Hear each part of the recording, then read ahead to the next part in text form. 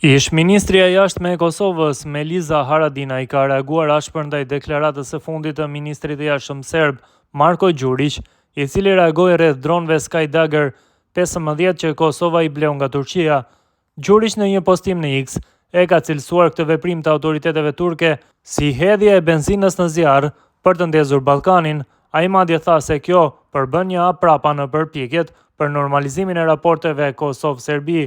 Lidhur me këtë, ish-ministria e jashtme Meliza Haradinaj ka thënë se Serbia vazhdon të jetojë në hijen e Miloševićit, derisa glorifikon pa turp një krimin e lufte të dënuar si Nebojša Pavković.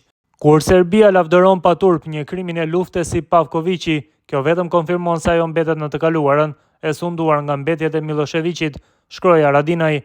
Reagimi i saj vjen vetëm një ditë pasi Kosova pranoi zyrtarisht dronët e avancuar ushtarak Skydagger 15, të cilët pritet të forcojnë më tej kapacitetet mbrojtëse dhe sulmuese të forcës së sigurisë së Kosovës.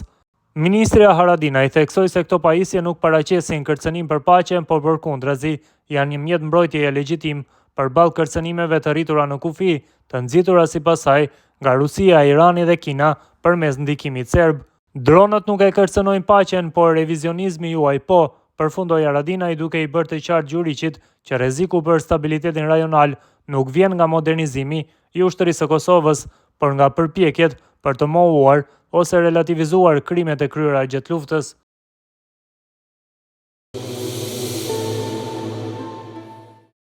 Gjatë ditës së dieshme në Kosovë mbarritën kontejner të shumtë me mira dron kamikaz prodhimi turk Skydagger që do të merren në dorëzim nga FSK-ja.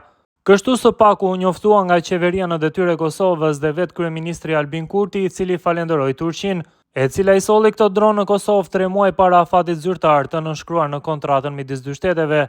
Por kjo gjë nuk i pëlqeu fare Serbisë, teksa presidenti i saj Aleksandar Vučić e kritikoi ashpër Turqinë për këtë veprim. Jam i tmerruar nga sjellja e Turqisë dhe shkelja brutale që u bë kartës së OKB-s dhe rezolutës 1244 të Këshillit të Sigurimit, si dhe nga armatosja e vazhdueshme e autoriteteve të Prishtinës, tha Vučić në një postim në rrjetet sociale të mërkurën brëma.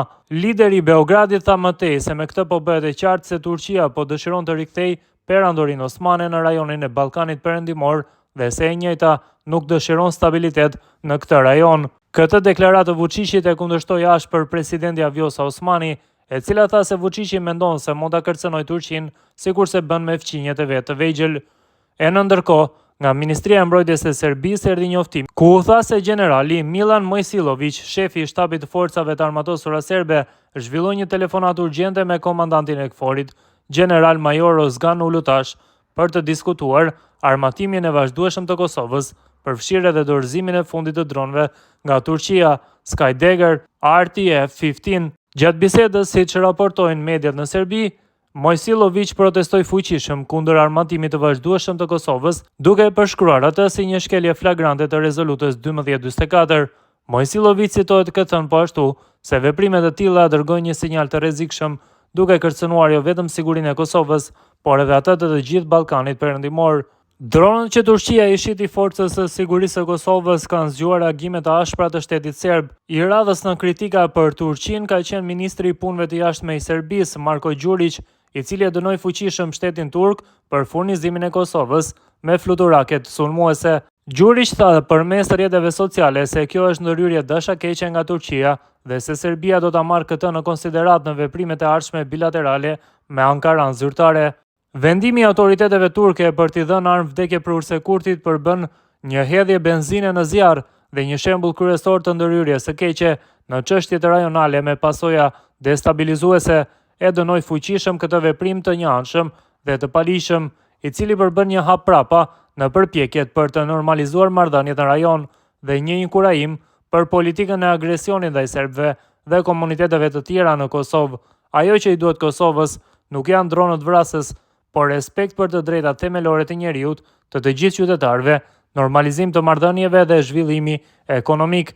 Serbia do të duhet ta marrë në konsiderat këtë veprim në veprimet e saj të mëtejshme me Ankaran, shkroi ai në X.